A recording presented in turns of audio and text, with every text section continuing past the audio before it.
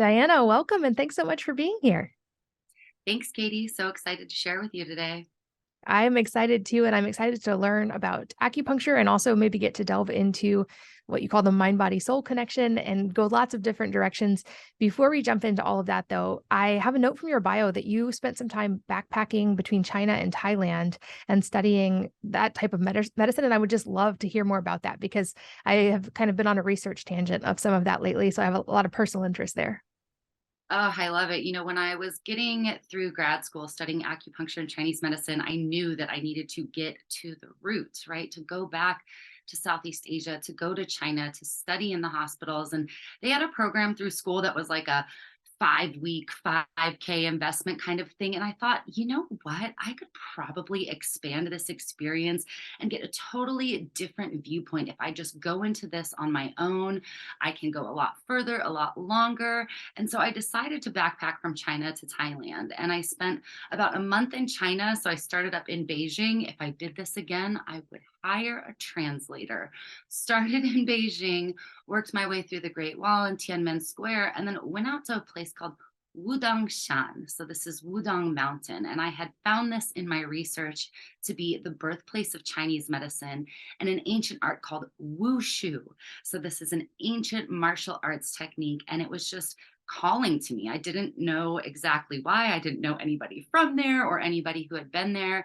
And so I went to Wudang and sought out a school with Master Yuan, who's a very famous Tai Chi and Qigong and martial arts master there. And studied in his school, had really like tough, stringent, long day, bare bones training in Qigong, and then also went up into the mountains. So I had real like rough and tumble kind of Wudang city experience and training, and then went up with the monks in the mountains where we woke with the sunrise and ran down to the Purple Cloud Palace to like chant and greet the sun. We met their grandfather who like lives in a cave and drink tea, and he just told me stories in Mandarin, which I definitely did not understand, but just loved the experience. And then spent a lot of time just really cultivating the art, the training, the practice, learning different healing sounds, learning about the way nature is so enhanced in an environment where they live in unison with it. They're very aware of the elements and how they're affecting us. So it's this really profound experience. And from there, I was able to go down to the hospitals in Guangzhou, where they have the Chinese medicine hospital and the Western hospital in one. So everything is happening in conjunction together. So a patient will get done with a stroke, right, which is a pretty big event. And once they're through that stabilization period, they go right to the acupuncture ward.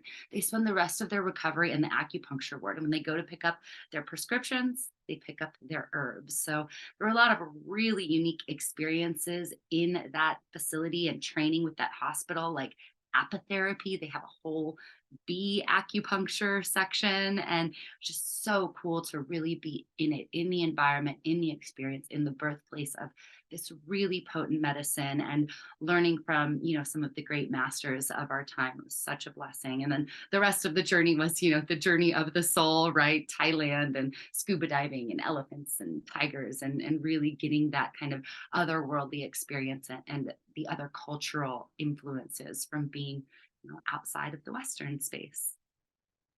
I love that there are places where they have, instead of trying to create a dichotomy, created a both and approach. And I think that's valuable. And I think we are hopefully going to see that more even in the Western world. But so many overlaps in our story in small ways, in that I took Mandarin in college. And I would say those are the only classes that ever I felt like my brain hurt. That was extremely, extremely difficult. But it sounds like such an amazing, cool experience for you. I've also been a beekeeper since I was about 12 years old. So that's incredible that there's a place using apitherapy actually at scale. That's incredible.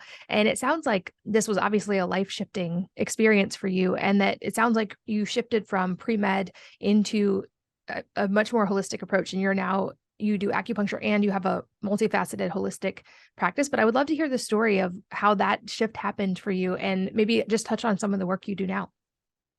Yeah, this journey had started many years before I actually was in the thick of it. I originally wanted to get into taking care of myself. I have a history in the ballet industry, and unfortunately, at the time, established some really unhealthy habits. I had multiple eating disorders by the time I was 15. I was like so tiny and still felt like I wasn't small enough. And so I started going, okay, like I'm starving myself. I'm not eating well. How am I going to maintain this life as a ballerina if I'm like sick and can't get out of bed? So I started with nutrition, right? How do I nourish myself in a healthy way where I can, stay ballerina thin, which that industry has changed a lot, thankfully. But at the time, there was a lot of pressure. And I'm, not this prima ballerina body type by nature. So I got into nutrition and people started asking me questions about it. And people were like, when are you going to go into practice for this? You know so much. And I kept telling them, I just really started studying this for myself. So then the spark was lit. Well, maybe I could help other people with this.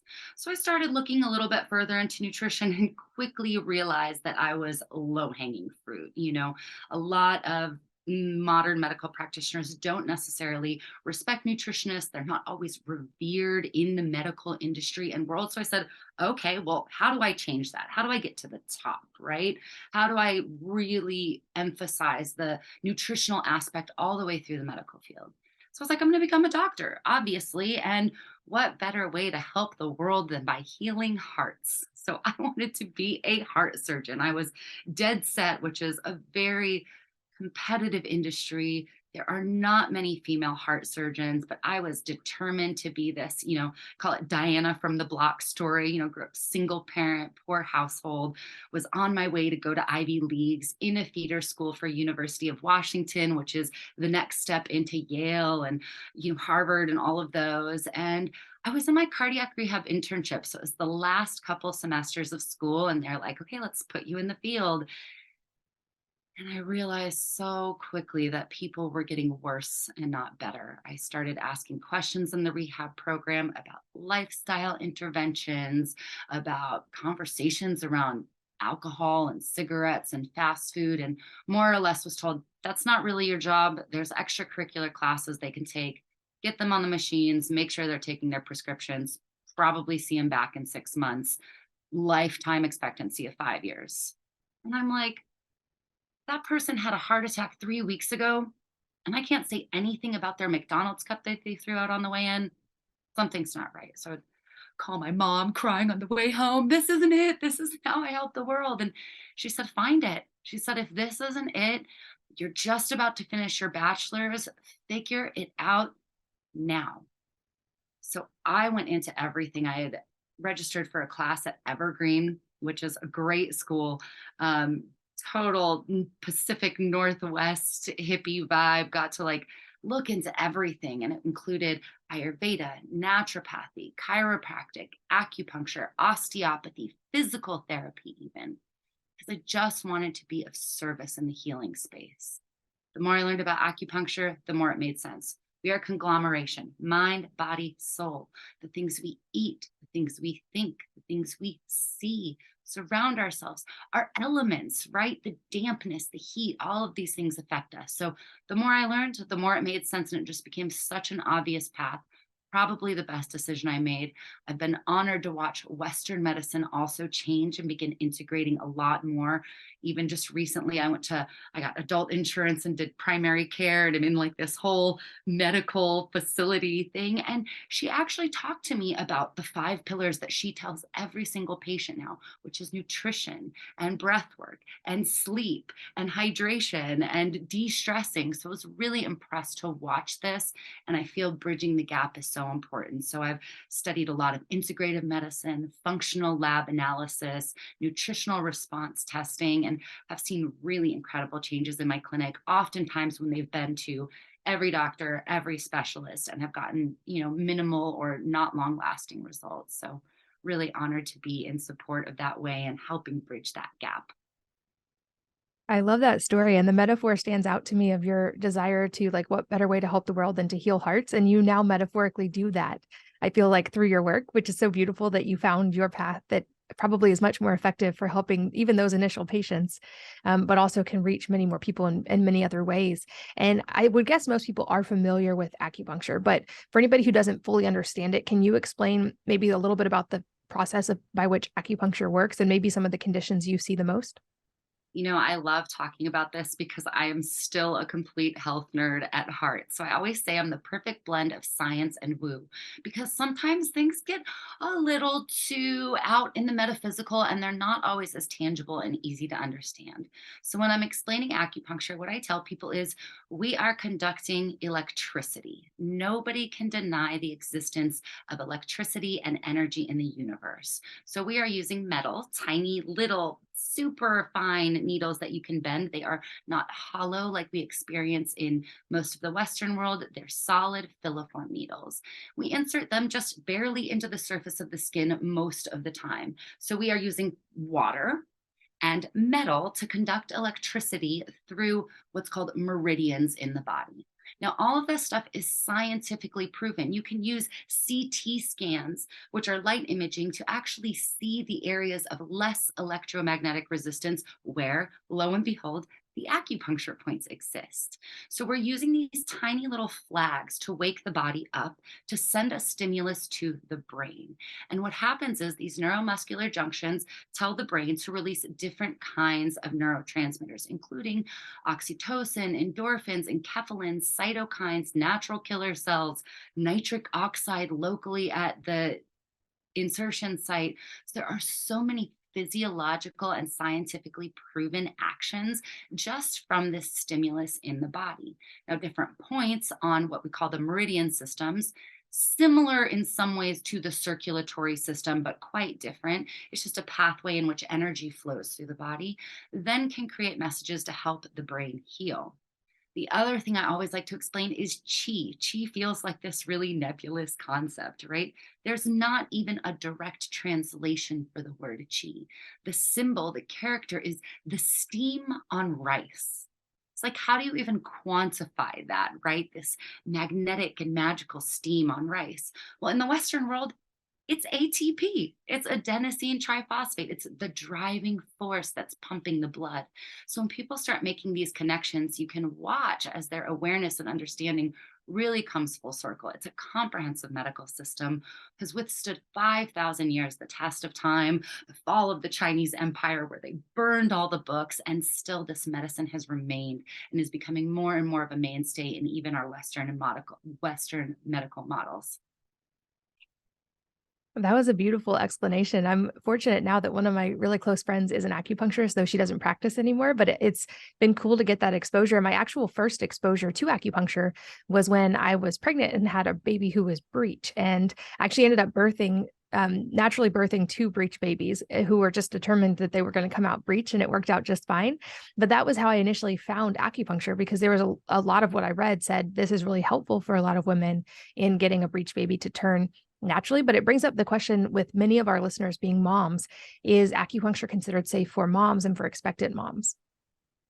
Yeah, this is a great question. And I answer this all the time because I work with a lot of women in my practice, and acupuncture is completely and totally safe from a licensed acupuncturist. I highly recommend it because there are some people who are doing weekend courses in different professions, and I don't necessarily think that would be the best route. There are much deeper, stronger stimulus approaches, but acupuncture is safe all the way from pre to postpartum. I have helped my pregnant patients get pregnant, not personally, but help them and their partners get pregnant by utilizing acupuncture to help fertility, to also help the retention of placenta during pregnancy. So, to prevent miscarriages, to nourish the body. Now, there are some forbidden points in acupuncture that you're not allowed to use when a patient is pregnant. But even that research on that says, there is only a handful. They're very easy to avoid. But even the research on that, it's some of the ones used to turn the breech baby, right? You're trying to get things to move down and out. So you wouldn't want to use those during the first, second, or beginning of the third trimester because it can be very stimulating.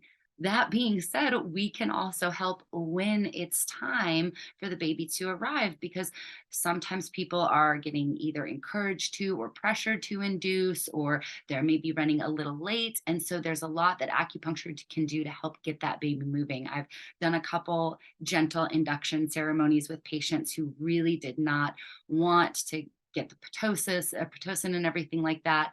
And so we were able to actually have their baby arrive that night. So we had done acupuncture, had her scheduled for another one a couple days later. And she messaged me at like 2 o'clock in the morning. It was like, contractions started. We're headed to the hospital. Whatever you did worked. So it's great to have those success stories, and it's completely safe throughout childhood, childbirth, conception, pre and post, and really great for postpartum support as well. Well, and it makes sense if it's acting on the energy systems of the body that it would be supportive also in whatever the body is naturally wanting or needing to do in that moment. So that to me makes a whole lot of sense. What do you feel like the bulk of your patients are coming in with? I would guess only as their initial thing that they're wanting to work on, because I think when you take a holistic approach, you realize it's all connected and probably they end up going down many paths and working on many things. But what brings most people to you in the first place? When I first started my practice, and I think for most acupuncturists, like pain is the overall, right? What human does not experience some pain in their life? But as my practice has evolved, I've really honed in on my specialties. So I work with a lot of women on hormonal and digestive dysfunction. And then, of course, that caveat is typically the adrenal fatigue and the stress. So that's most of my patient load. And then it's really funny because I'll be working with a patient and she'll refer her husband who had no idea about any of this. And then we start working on some unique digestive or skin conditions, but really it's the hormonal health, the digestive health, the stress reduction, and the self care. And I know you also talk about people having sort of what you call a healing team. And I love this concept because I say often on this podcast that at the end of the day, we are each our own primary healthcare provider. And I think the best outcomes happen when we have informed patients who view themselves as their own primary healthcare provider and who understand that it's our daily choices that really contribute so much to overall health, but who can work with practitioners who have a very specific body of knowledge, who are their partners in that experience rather than I know there's all these stories of, but doctors just being the authority figure and patients not feeling heard. And so I love your concept of a healing team. Can you talk about that a little bit and how you help patients build that? Yeah, I mean, integration is really key. There is no one right answer. Even in a complete system like acupuncture that's taking every nuanced detail into consideration, there's still so much benefit from bringing in other practitioners. I am constantly referring to chiropractic, to massage, even to physical therapy if needed. And I will refer back to their primary cares and say, go ask for this testing because it is so important as a patient to empower yourself with knowledge. You have got to take your health and wellness into your own hands because, as we've seen, there's a lot going on in the medical world, and practitioners only have so much capacity. They're also holding space, especially, primary care physicians, for who knows how many other patients in just that day alone. So when you can come in with the support of your healing team, with your acupuncturist, maybe even your Ayurveda practitioner, your chiropractor, your mental health therapist, please get support, mind, body, soul, because there is no linear path to healing. It's more like this and all over the place. So it's really essential to come in with a well-rounded viewpoint with data and information so that you can say, hey, not only do I want to test iron, but I want to test ferritin as well. Or not only do I want to test TSH, I also want to test free T3 and T4, anti-TPO and thyroglobulin to test for Hashimoto's. And a lot of times you're not getting the complete picture if you're only working with one practitioner. So I always say, have a healing team, find people you trust, and also know that no two practitioners are exactly the same. You could get a treatment from me and get the exact same treatment from a colleague of mine and have a completely different experience. So also make sure that you have a rapport and, a vibe with your practitioners because that can change everything. Yeah, that's such a good point. And I always remind people as well, like at the end of the day, we're hiring these practitioners to help to be our partners. So find one that you're willing to work with. You're asking this person to be your partner in your health. You need to have that rapport. That's really, really important. And like many people, I had the experience in the traditional medical world of some of those things you just mentioned with lab testing for years with my thyroid, where they would test only one or two things and be like, nope, your labs are normal, which is it's a whole other conversation about what normal is in lab values to begin with. But it took a long time and finding those right practitioners to even start to be able to learn to ask the right questions to get the better answers that eventually led to healing. And I think there's also a deeper level here when it comes to healing that, you seem to touch on a lot in your practice and in your work, and also certainly just in your ethos as a person, which is that mind, body, soul connection that we've mentioned a few times. And I think seems even more important for women. It seems like women especially can see things show up in their body when there's a disconnect in any of those areas. And I remember reading the book years ago, The Body Keeps the Score, and kind of just that light bulb going on of realizing that those things that we categorize as separate, whether it's mental health or emotional, spiritual, whatever those things are, they really actually are not just not separate, but intricately connected to our body as well, and vice versa. And I know that this is an important part of your approach as well. So I'd love to just sort of tiptoe into that realm and hear your approach and how you take all of those into account. Yeah, that's really a great inquiry. I think one of the biggest detriments to modern medicine was the separation of mind and body. When we took the mental health field and kind of extricated it to its whole own thing, we started losing this idea that we are one being, right? Like this is still connected to this. And the detrimental impact of not acknowledging the way our thoughts and our inner processes can affect our body was really harsh for the evolution of medicine. So, it's one system. We do a lot of deep emotional work. I've taken courses in Hakomi. I've also taken psychology courses in undergrad so that I can understand a little bit more about the inner workings, and then adding things in like neuro linguistic programming and training from things like Landmark and stuff like that to create a more comprehensive system.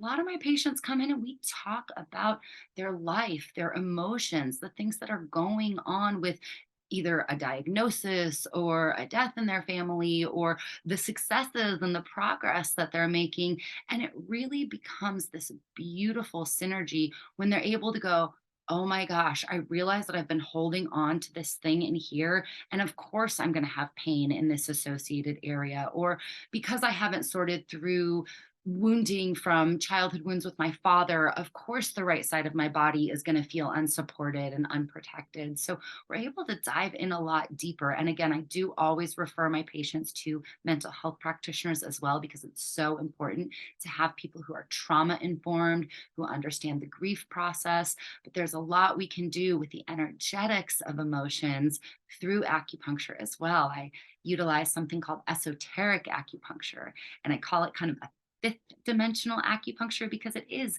this conduit, right? It's this mind, body, soul, and then the bridge between earth and sky. So, this really intricate way to look at the way different symbols, different geometry, and different points can affect the psyche as well as physical. It's so exciting to me to hear people actually having a very specified approach to taking all of those into account. And I love your team mentality and how you make sure to help people bring on team members to help in all of those areas. And you also support them in all of those areas. I've talked about it a little bit on the podcast before, but that ended up being a really big key for me in my own physical health that I ignored for many, many years. I think I tend to be more right-brained and systems oriented. So for many years, I would rely only on the empirical, and I was trying to get all this lab testing and following all these spreadsheet approaches and taking every supplement and doing everything on paper, quote unquote, perfect. And it wasn't until I actually was willing to look at the spiritual, emotional, mental side that the physical even started resolving, because and what I realized, maybe from a physiological perspective, the explanation was that I had unresolved trauma that, though I didn't realize it, was a tremendous source of underlying stress. So that track was just sort of always running for me. And if you want to talk about only the physical side, that means I was pretty much always in sympathetic nervous system dominance. And I was not shifting into parasympathetic probably at all, if very rarely if I did. And when I started dealing with that, it was like the layers started releasing. And it certainly wasn't an easy process, but it made such a profound impact in my physical health. And after almost a decade of doing everything I knew how to do, from talking to all of these incredible experts from around the world on this podcast, the physical things weren't helping. But when I resolved the emotional side and the trauma, all the physical stuff was much more profoundly helpful. And Hashimoto's went away, and 80 pounds fell off effortlessly. And all those things that I had been fighting for so long, I learned to make peace within myself, and they started to resolve. So I think this part is not talked about often enough, and it's not a pill that we can take, which makes it harder for a lot of people to be willing to try it. And I think doing some of that work, it might be one of the more challenging things we face in this lifetime. But I also think it's profoundly connected to all aspects of us, including our physical health. Yeah, I mean, I always tell my patients, you got to feel it to heal it. You cannot just keep shoving this stuff back down because we're not taught how to feel. So these situations will arrive. It's like, oh, it's scary. Let's just like shove it back down and deal with it later. Well, these emotions are coming up because they're ready to be processed. There's another famous saying in Chinese medicine that the issues are in the tissues. So we shove all of this stuff into our body. We become these containers for emotions, experiences, and memories. And then that stuff gets stuck in the fascia, starts to wire certain plasticity levels in our brain where we're thinking, oh, this is my trauma or my pain. And you said it, Katie, really unraveling what is at the core of this. What emotions am I not looking at? What am I kind of putting on the back shelf and just leaving there to fester, right? And then these issues become worse and worse over time. And then they eventually will come out as longstanding chronic illnesses, autoimmune diseases.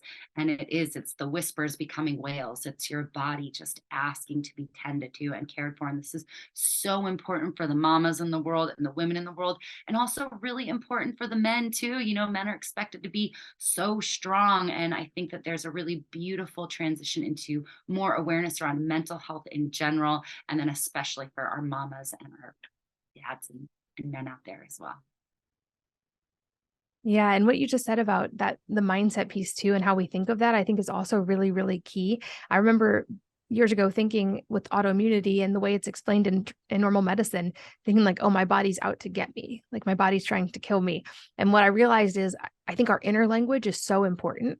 And the language I was using, our body pays attention to everything our mind says. And the language I was using was negative, and it wasn't asking questions that led to healing. It was like, why is this so hard? Why can't I lose weight? And I feel like if you ask your subconscious those questions, it does its job and it answers them like, oh, well, you have thyroid disease. Oh, well, you had 6 kids. Oh, whatever, is going to give it excuses. Whereas when I shifted to a more positive internal questioning, line of questioning, and was very cognizant of what statements I put after the words I am, like even basic stuff. Like I stopped saying I am sick and I started saying I am healing. And instead of asking, why am I not getting better? I would ask, how can I best support my body? How can I move toward? Because I also think one of my lessons in that was the body's natural state is health, and the body wants to move toward healing, and it's not ever out to get us. I think Dr. Cassie Huckabee said that so well. She's like, if your body wanted to kill you, it could do it in less than a second. Your body is always on your side. If your body's struggling with something, it's trying to tell you something. So if we can ask better questions about how can I best support this? How can I get out of my own way? Or what things could I remove that are putting stress on the body right now? I think it also leads into that conversation on mental health and emotional health, and all these things that I love are now being talked about at a wider scale because I think they are also so connected. You know, we get to choose the roommate in our mind. We do. Sometimes it will be that crappy, intrusive roommate where you're like, why am I talking to myself like this? And working on that rewiring and that repatterning of mindset is essential. I teach my patients a lot of EFT. It's the emotional freedom technique, also known as tapping, because what you're doing is you're working on neurophysiological changes. Where thoughts go, energy flows. So if you're working on loving and accepting yourself anyways, I know I'm in pain, but I love and accept myself regardless. These kinds of brain trainings can create really long lasting changes because you're rewiring the brain. You're changing that I am in pain or I am this. And remembering, I tell my patients this all the time, you are the great healer. Your body knows exactly what to do. Homeostasis is your natural state. Sometimes we need to nudge ourselves back into a healthier version or a new platform of that homeostasis. But I am not here to heal you. I am just a guide on your journey, and your body really does know what to do. Not always easy. Like you said, some of those things come up and the layers are sticky and tough to process. And then they'll give way to other deep healing crises that need to happen. But that is part of the journey. It's unraveling from these traumas, unraveling from these old ways of thinking and being, and just changing yourself from the inside out and in relationship to the outside in.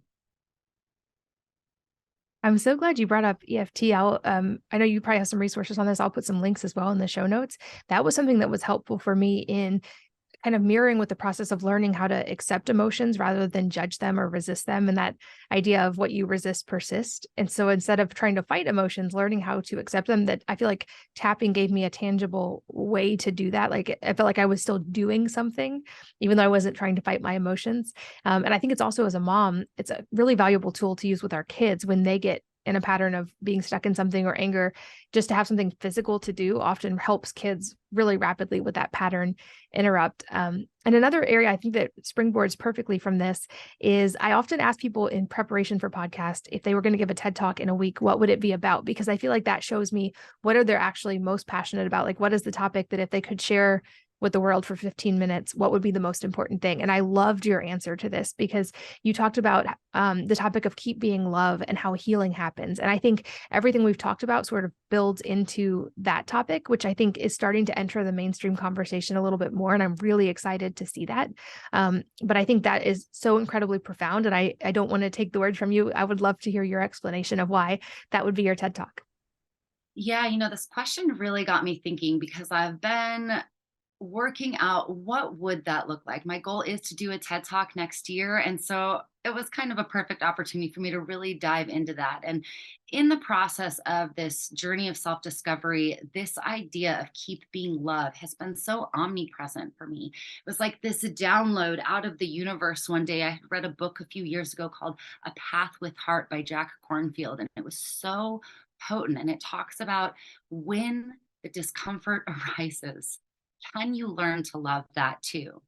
Like all of this stuff in life, we typically tend to shy away from discomfort, dis-ease, these challenging things. We want it to be fun and easy and light, and that's wonderful. But there is so much growth that happens when you can learn to really sit with discomfort.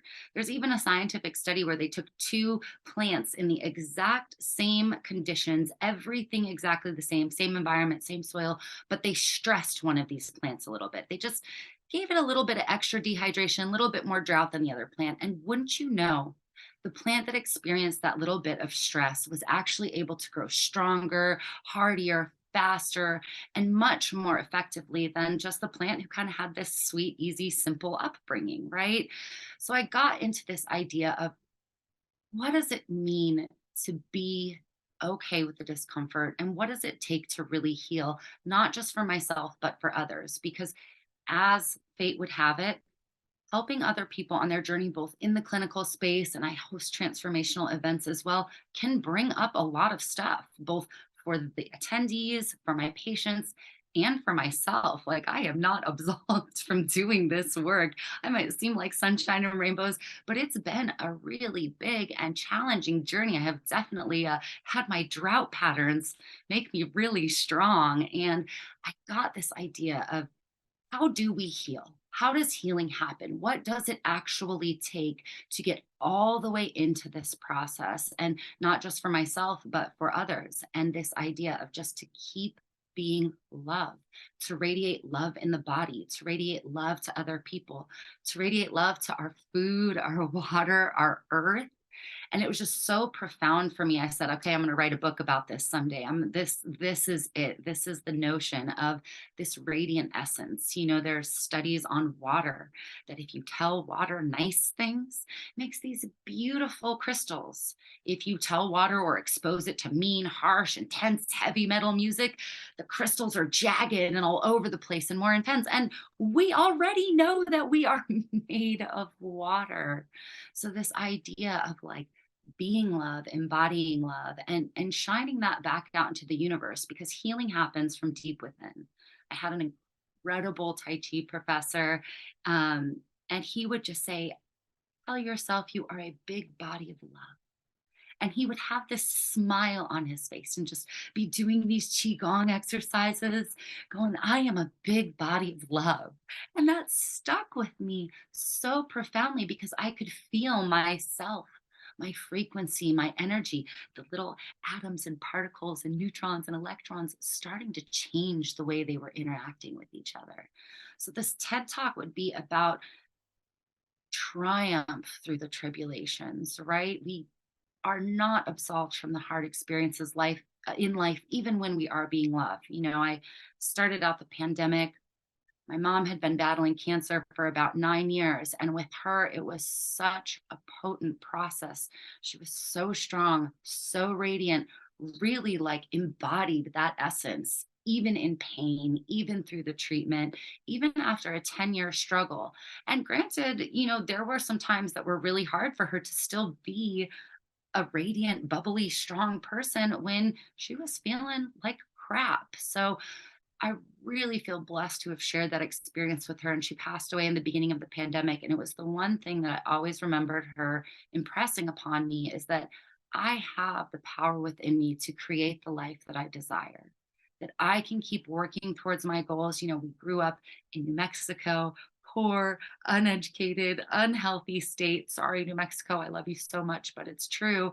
And she really taught me how to get through these struggles, to find my footing and to be that embodiment of the person that I would want to see in the world, really that like be the change kind of essence. So, bless her heart and soul. She left such an impact in community radio and on me, just giving unto herself, really being this person who provided a lot of support for other people and embodied this idea of being loved. And I really cannot say enough about what it means in the family system to be sharing these messages with your children, to be teaching them how to sort through their emotions, to tap through things, to name them, and to be that pillar of light, because we're going to struggle along the way.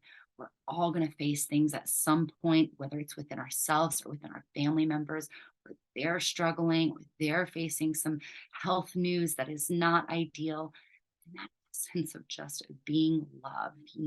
I had to really learn that because part of my mom's trauma that she was unable to process was with cigarettes. She used cigarettes as a crutch, as an outlet for her stress, because it was the one reliable thing that was always there for her. And I struggle with that a lot because guess what? I used to be a cigarette smoker too. Now it's been 13 years. I'm way through my healing process. But when you grow up in an environment like that, it's really easy to pick up those habits. And so there were times where I good copped with her, I bad copped with her, I fought with her about it. I, hid her cigarettes and threw them away and tried to do all the things. And I remember we got to a point one day where I said, it's okay. If this is your thing, if this is what helps you be okay, just tell me right now, and I will love you regardless.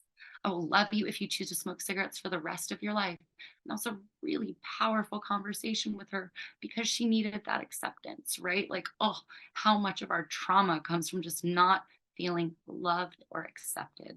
So learning to just like love her through this and be totally okay with her making that choice for herself was so potent. And that's where this idea of just keep being loved, even if it's not for me, even if I don't understand, even if I'm okay with being that person who fought with her till the not till the end, but for a long time about her cigarettes. I was that supposed to be that for her. And then I was supposed to just love her regardless. So that would be the theme of my TED Talk. Well, first, I'm so sorry for the loss of your mother, but it also sounds like you guys had a beautiful journey together through that, and that now you're also carrying on that journey in the ways that you touch all of your patients and help so many people, which I'm sure is a beautiful legacy to what you learned from her. And I love what you said at the beginning as well. I actually have the words tattooed on my right wrist, amor fati, which means love of fate or love what is, which has been one of the harder parts of my journey as well, of not just acceptance, not just gratitude. Those are great, and I think very important steps. But I think that stepping into actual loving what is, especially when it's the bad things or the things we would put in that category of not fun, comfortable experiences of life that are positivity, I think that is where growth can happen so beautifully. And it took a long time, and that was actually maybe the last layer that was the hardest to let go of for me, is to look back at the pretty severe trauma that happened to me in high school with sexual assault. And I felt guilty for a while when I started letting go of that. And especially when I started feeling grateful for it. And when I started realizing all of the ways that had created ripples in my life that now allow me to have greater context when I talk to people or to help other women, and learning to actually love that experience, not that I would have chosen it, but to see the beauty in it and actually be able to say, like, I'm grateful, not just grateful, but I love that happened because it led to it was an important part of the life. And I think that also speaks to, it's easy to categorize life as like the good things that are happening are the path of life. And when bad things happen, that's a deviation from the path. But really, it's all on that path of life. And I think, to your point, when we have the acceptance and the gratitude and then even love for those things, we allow them to integrate and become something that helps ourselves and helps other people as well. And I love how you talk about that, just that phrase being love. And that also seems to loop back to some of the other things we talked about with kind of that overused oxygen mask mentality, but it has to start with yourself. If with self-love and making sure that, because you can't pour from a supply that's running out, but love is an endless supply. So if we can tap into that and come from a place of self-love, then we get to become that beacon and that piece of unconditional love, hopefully for many, many people we meet. And I think in a small way that touches on that, like what are some of the ways that you nurture that in your own life and in maybe in self-care practices or ways that allow you to keep being loved for so many people that you touch? And I love this concept of it's I think called kintsugi, where the things break and they meld them back together with gold, and it makes it even more beautiful. Like these pieces that have been broken and then fused together are the epitome of radiance, right? It's that even where there's cracks, the cracks allow the gold or the light in. So for me, it's often a process of self reflection. I try to find the golden things, even if something's challenging. What is the lesson? Why did this happen for me so that I can understand a new layer of myself? I do a lot of personal self care. So I'm also doing acupuncture, doing chiropractic, going to a mental health practitioner. And then I spend a lot of time in nature, living in gratitude for the environment that I'm in, for the people I'm surrounded by, for the opportunities that arise, because it's not always easy to just be love. Sometimes there's frustration and irritability and disappointment and sadness. And then I take a step back and I go, okay, why? What is this here to teach me? And how is this serving a purpose in my life? Because even in the darkness, it's like, this kind of cliche but beautiful concept. You have to have the rain to have the rainbows. I know I'm going to get through this. And I know my patients are going to get through their things as well, because this is the journey of becoming. It's peeling apart the layers, figuring out what's working in our lives, getting down to the core of what's really important. What does this say? This is our compass. What does this heart say? What is calling to me? So, trying to stay in alignment with the things that are important, with my values, setting good boundaries. That is something that is super loving, is learning how to set boundaries, not just with yourself, but with other people. So it's this process of refinement. I used to be very all accepting, right? Like, oh, we're all just on our path. We're all doing the best we can, trying to figure it out. And then I brought in this new concept of discernment, like being really discerning about the people, places, things, environments, ways that I'm loving and allowing myself to be loved. And then getting a little more clear. What does that look like to me? What am I okay with? What are areas that I need to tighten up in my own life? And what are ways that I can be more in integrity for the people I'm showing up for? So that refinement, that discernment, that self care, those are all the essentials to being loved. And as we get closer to the end of our interview, although I could talk to you all day and would love to do that at some point, maybe talk about where people can find you and what's next for you. Because I know we got to go on into a little bit of a lot of different topics, but I know you have a much more exhaustive work related to all these things. So where can people find you and keep learning from you?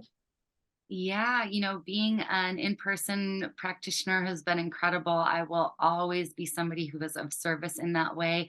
And as I'm sure most practitioners and even patients of practitioners know, it's time to grow. So I've been really working on expanding these offers, these ways to share self care and messages of being love to a broader audience. So I am working right now on something called Self Care Shortcut Series, where I'm interviewing experts and putting together educational info along with guided meditations and digital downloads so that people can really empower themselves, so that you can hear from the health and wellness experts, some of them who you may have heard of from on these podcasts, to get more information so that you can dive into what's going to happen for you in your life. And so for me, the next step is to take this message to spread it further and farther.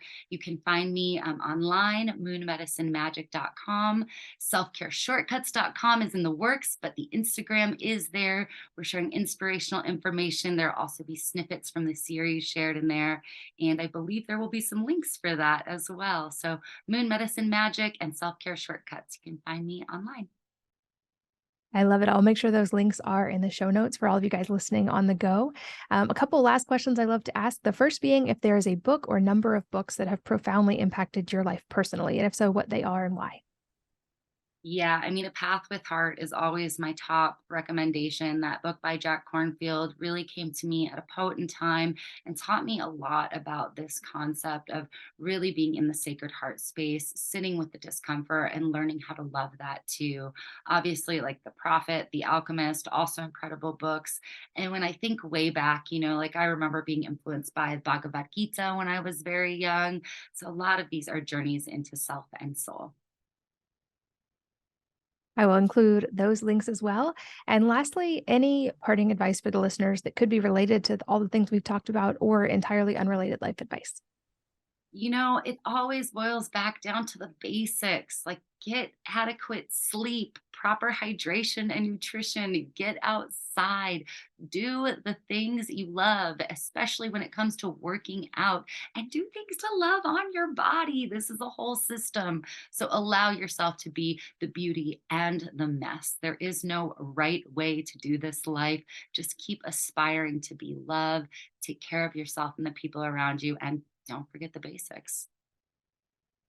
Diana, this has been such a fun conversation. I'm so glad we got to connect and chat. Thank you so much for sharing your time today. Honored to share with you and your community, Katie. Thanks so much. And thanks as always to all of you for listening and sharing your most valuable resources, your time, your energy, and your attention with us today. We're both so grateful that you did. And I hope that you will join me again on the next episode of the Wellness Mama podcast.